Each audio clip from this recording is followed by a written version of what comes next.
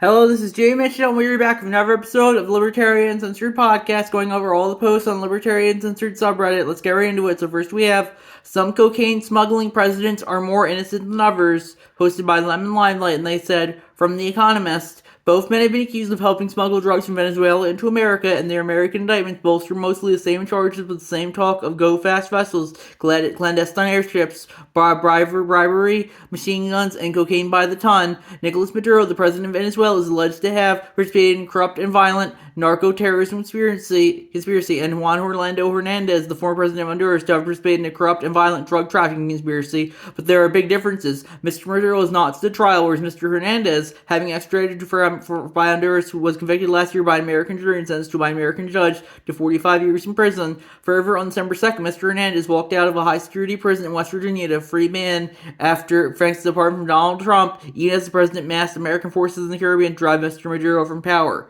How can Mr. Trump be so tough on drugs as to authorize the killing of suspected drug runners at sea without producing any evidence, yet also so lenient to absolve Mr. Hernandez when America's justice system amassed so much evidence against him? This is the latest episode of Mr. Trump's perplexing application of the Monroe Doctrine, the policy dating to the 19th century which America laid claim to influence over the Western Hemisphere, but despite its own declared disdain for interventionism, Mr. Trump provides the doctrine during his first term for reasons that make sense for his foreign policy. If a goal of the America First agenda is to husband resources by withdrawing from much of the world, then an American First strategy that maximizes America's influence in its home region while securing its borders against undocumented migrants and illegal drugs is logical. What makes less sense is how Mr. Trump is going about it, slashing aid to the region, taxing imports from it, and radically invoking the rule of law, threatening to annex Canada or the Panama Canal, and imposing tariffs on Brazil over its prosecution of a friend of his, are measures better calculated over the long term to improve China's relations with America's neighbors than its own. Mr. Trump's tactics for interdicting drugs are shaping up to be equally puzzling, if not self-sabotaging.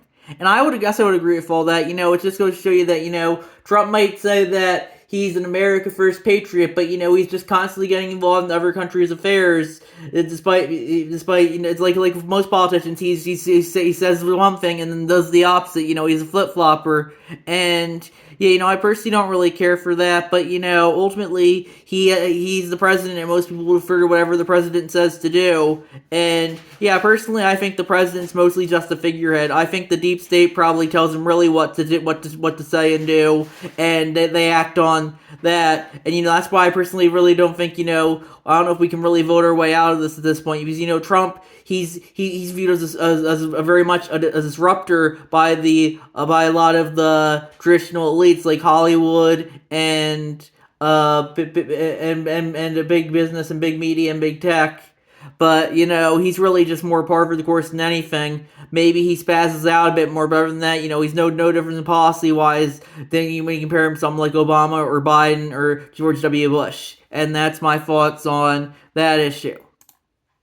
Next, we have a University of Oklahoma psychology professor was placed on leave after signing a zero to students paper posted by Ragnar OKXG, and that's cross-post from the TikTok cringe subreddit. And yeah, it looks like someone on TikTok, the Connie Chan, I think is her at, and they added, and the person who posted the original post into TikTok cringe added the paper had zero citations. And yeah, apparently the student Samantha just cited the Bible as an excuse as a means to justify why men and women are different. And yeah, you personally, I don't know if that should be good, but ultimately, I think that I think this was a setup because the professor was transgender, and apparently, the student Samantha, her mother was one of the attorneys who helped defend the January 6 people. So yeah, personally, I think the libertarian perspective here is, ultimately, I think we just gotta get rid of all these opinion essays when it comes to the schools, because most of the schools, even in a conservative state like Oklahoma, are going to be captured by the woke progressive Marxists, and that's why, I personally don't really care for them. I personally went to a conservative Catholic college, and I remember my academic advisor there had a picture of Lenin on her room and on her wall there at her office, and it just goes to show you how captured these institutions are. And I think the libertarian position is you gotta get rid of I would say get rid of the schools and just homeschool and encourage kids to learn from themselves through the internet, rather than keep up the charade of, oh, these schools are teaching kids. Maybe in some fields like STEM, I think STEM, you could argue that you could still use these schools, but for a lot of people who are getting degrees, I would say even as much as 90% of them, I don't think they really need to be there. I would say, that was true for my case as well. I never really ended up using my degree for criminal justice, but ultimately, I was still pretty much pushed to go to college anyway, even if I never really didn't really get too many benefits from it, other than professors shoving their progressive agendas at me, and that's my thoughts on that issue. Next, we have DHS continues airport cash seizures a year after the Justice Department ended them due to constitutional concerns from Yahoo.com, posted by Ninja Lover, and they added, a year after the Drug Enforcement Administration, DEA, stopped seizing suspected drug money from airline passengers because of significant constitutional concerns. The Department of Homeland Security, DHS, is quietly keeping the practice alive. Yeah, I personally don't really care for that, but ultimately the government has the legal monopoly on these force justify doing whatever it feels like, and I personally wouldn't care for them seizing your cash at the airport, but they have the means to do so, and sometimes there's nothing you can do about it, and sometimes you can't even fight back, as I like to say, because they control the legal system as well, and that's my thoughts on that issue. Next, we have Supreme Court hands Trump victory in fight over Texas congressional map from WashingtonPost.com, posted by Ninja Lover. And yeah, personally, I don't really care for gerrymandering, but of course Reddit doesn't care for Texas's gerrymandering, but it's all over California's gerrymandering. They'll say, oh, California, they put it up to vote, and Texas, they didn't put it up to vote, but that's just an excuse they use to if it was up to Reddit, the U.S. would be gerrymandered, so all 435 seats in the House of Representatives would somehow go to Democrats, and it just goes to show you that, a lot of people claim to be principled when it comes to stuff like being anti-gerrymandering, but they really just want to use it as an excuse to give their side more power. And that's my thoughts on that issue. Next, we have crony capitalism, not socialism, is the threat to America from LibertarianInstitute.org, posted by Benake. And yeah, personally, I would say that socialism is probably a bigger threat to America than crony capitalism, but they can both be threats. And I think the libertarian position is, crony capitalism might be the more prominent one right now, but socialism is definitely increasing as a threat as well, especially if the new socialist mayor that New York City just elected. And yeah, personally, I would even argue that, they might be one and the same in a lot of instances. Socialism is when the government controls the economy and picks winners and losers, and that's very much also what crony capitalism is, when the government picks winners and losers to get in private business, because big business and big government are oftentimes joined at the hip, as I've said in the past. And that's my thoughts on that issue. Next, we have billionaires, not socialists, are the biggest threat to the free market from LibertarianInstitute.org, posted by Benake. And yeah, personally, I think the libertarian position here is, you do have some bad billionaires, but I definitely do think socialists are probably the bigger threat to the free market. With that being said, in the previous post, we went over crony capitalism, and I think that applies here too. Some billionaires like George Soros are crony capitalists who are gonna, seek to control the government and unite it with their big businesses. And it just goes to show you that, the libertarian position is, the more involved the government billionaires tend to be, the worse they tend to be when it comes to controlling the narrative and the market. And, that's not just because they're involved in the government doesn't necessarily mean that they're all bad. Elon Musk, he's a billionaire and he wanted to reduce the size of government, but, definitely, I would say that the libertarian position is, this reminds me of something that the Libertarian Party tweeted recently, it's the people view the war as poor versus rich, but the real war is those who want to control you versus those that don't want you to love you, want to leave you alone. And some billionaires do fall in those that want to control you, but not all billionaires are like that. And that's my thoughts on that issue. Next, we have Admiral Bradley denies Pete Hegseth gave kill everybody directive from thehill.com, posted by Ninja Lover, and they added, Admiral Bradley needs to spend the rest of his life in prison for war crimes.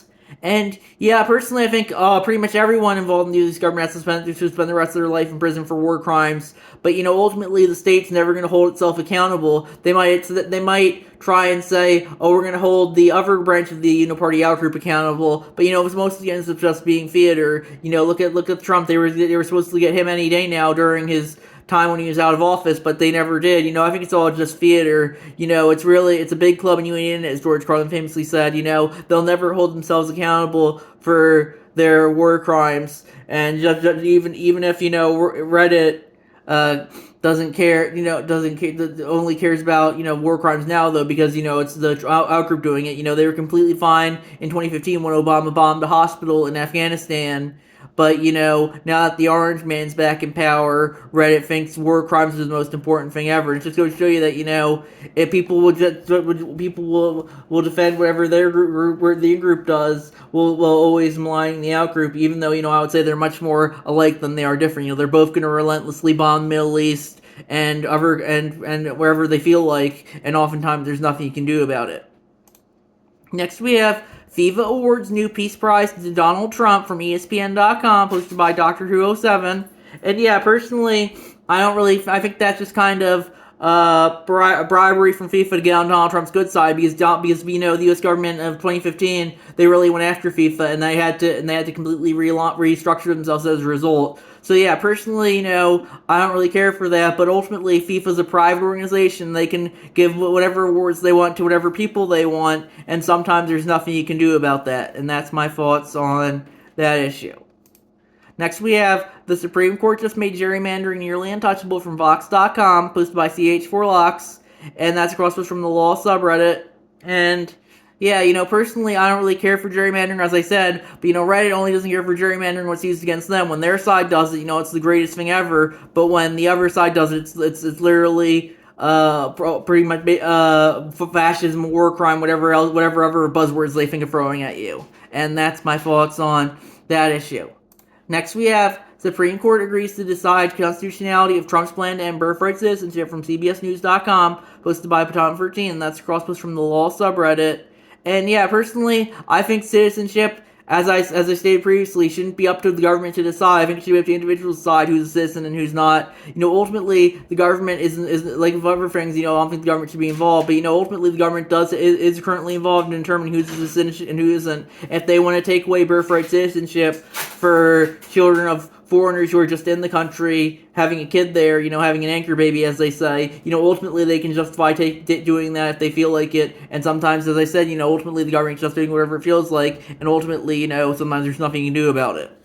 Next we have, why the U.S. Libertarian Party fails to see traction. It's not just media bias, posted by XJohnnyBloodX. And they said, I'll start by saying there is media bias, but blaming everything on the mainstream media is a convenient way to avoid any internal criticism or strategic self-reflection. The Libertarian Party has deeper structural problems than that. Let me start with a little history lesson. Before the 1940s, the Democratic Party was a conservative party, hence how the KKK could originate from them, despite how they are today. But economically, they were still the left party, so their stance on using government to intervene with the market and support average Americans with safety nets haven't changed since then, relatively speaking, but their stance on social issues have. Because the Southern Democrats flocked to the Republican Party, because the Republican Party being right economically meant they wanted smaller government. Basically, if the big government won't enforce my culture, then I'll switch to small government. So historically, conservatives lean left and are only compelled to lean right economically because of the culture wars. We actually see evidence of this today, with the Republican Party supporting a larger government specifically to enforce policies that can engineer a culture. It was never about small government. So if you assume almost all Democrats lean left and a significant group of Republicans also lean left, but that means that leaning right economically is unpopular, the Libertarian Party leans right.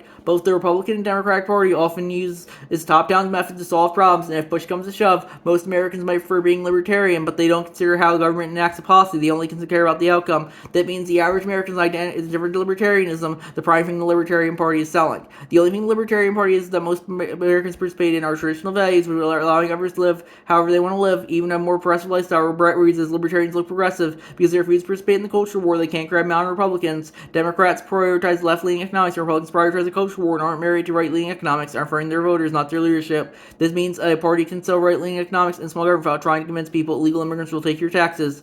Some leftists will say the Democratic Party isn't really left economically. My point is more about the perception they have. The average American still views them as a left party. Personally, I prefer keeping power decentralized. Most Americans are indifferent to it. I prefer a traditional lifestyle, but conservatives will call me progressive for being okay for alternate lifestyles. And most Americans, progressives, and conservatives want government intervention in the economy. If the Libertarian Party leaned left economically, they'd probably do a lot better. Yeah, I personally agree with most of that. Personally, I don't think the Libertarian Party should sell out its values in exchange for electability. I think that's one of the benefits of being a third party. But, ultimately, I think, I would say the only way out of this at this point is, we just gotta completely to destroy centralized government and emphasize voluntary collectivism over forced collectivism. When people are forced to collectivize and forced to obey the laws of the one government, that is just going to lead to one half of the country enforcing its will on the other half. And I think the libertarian position is, if you want to enforce your will on those who are voluntarily consenting, I think that's fine. But ultimately, I think we need to focus more on voluntary association rather than the forced association that government is currently. I think if each person wants to make their own government, they should be able to do so. If people want to voluntarily associate with each other and form collectivist governments voluntarily, that's fine as well. But right now, what we have is a forced collectivist government where people are forced to work together even if they don't want to, and I personally don't really care for that. And that's my thoughts on that issue. Next, we have Minneapolis Police Chief warns officers, stop unlawful force by ICE or lose your job, from MS Now, formerly MSNBC, and that's a post from Ninja Lover. And yeah, personally, I don't really care for ICE. But ultimately, the Minneapolis police chief, I've thought Reddit says all cops are bastards, but now apparently they're agreeing with a cop because he's saying what they want to hear. It just goes to show you that, Reddit will just agree with whatever, whatever people say, even if, they don't mind, they say, like, all cops are bastards, they'll contradict themselves if the cop says the right thing when it comes to, being against ICE. And yeah, personally, if ICE wants to justify something, ICE is part of the federal government, and the big part of the Civil War is that the federal government ultimately does have supremacy over the state governments. That's probably the big result of the Civil War, as I said. And ultimately, there's nothing you can do about it. If the local government people want to resist, so I think they should be able to. I think the liberty is all about resistance. If people want to resist anything they feel like, even if the state says otherwise, ultimately justify doing whatever you feel like. That's my thoughts there. Next, we have Libertarian version of the Galtan scale, posted by Mountain Cupcake 666, and that's cross-post from the Libertarian Left subreddit. And they added, a few years ago, I read an article on Swedish Smige's page about an improved version of the Galtan scale that I found more in life reality. I have tried to figure it out again, no avail. Is anyone here aware of such a thing? Can provide a link. Yeah, I don't really know what the Galtan scale is. I'll have to Google that. Let's see, Galtan scale. Apparently, that's a it's now conventional in political science called the traditional left-right scale. For new scale, it's called the Galtan scale, and that's apparently Gal representing green alternative libertarian, and Tan standing for traditional authoritarian nationalist. And yeah, I personally would consider myself more of a green alternative libertarian than traditional authoritarian nationalist. I would say traditional alternative libertarian more than green, because I'm not into all the green politics. But, ultimately, I think, people should be able to use whatever scales they feel like, even if, other people might not like those scales. And that's my thoughts there. Then we have two posts, Libertarian Party USA subreddit I wanted to talk about. I did one post was Libertarian Perspective on Naming, and that was a self-post that I made. I said, like of everything else involving speech, I would say Libertarian Perspective is to be as free speech as absolute as possible. I personally don't think you should name a pet or child something like N5 asterisk, S5 asterisk, without the asterisk, of course, since those are both no words on Reddit. Also, I think the HP Lovecraft actually named his own cat the first word of that. But the libertarian position is that all speech should be free speech and therefore legal regardless of how offensive or nonsensical it might be. And that means that there should be no illegal names/words, faults. And I also add, if you want to name your child something as named as whatever Elon Musk names that one kid, if it's XEAXII, you should have the freedom to do so. You should have the freedom to name your kid whatever you want to. Even if I personally might disagree with that name or think it's a name or offensive, you should still be able to do it. And then there was another post I made earlier today, how Trump broke late night TV, and that's a YouTube video from my Dear Theory, and I added, you can sub out late night TV for Reddit in this video, and it would still be entirely accurate. Ultimately, I think people are tired of the orange man bad circle jerk, especially now that we're coming up on day 4,000 of it. It's pretty much been since Trump first announced his candidacy for the 2016 election back on June 16, 2015. And, ultimately, if you don't think Trump's the worst thing ever, that's fine. But, there's nothing that tires me out more than the circle jerk, and the Trump stuff is very much a circle jerk currently. And that's my thoughts on that issue. So I think we're going to wrap it up there. I'll see you guys in the next episode. Bye.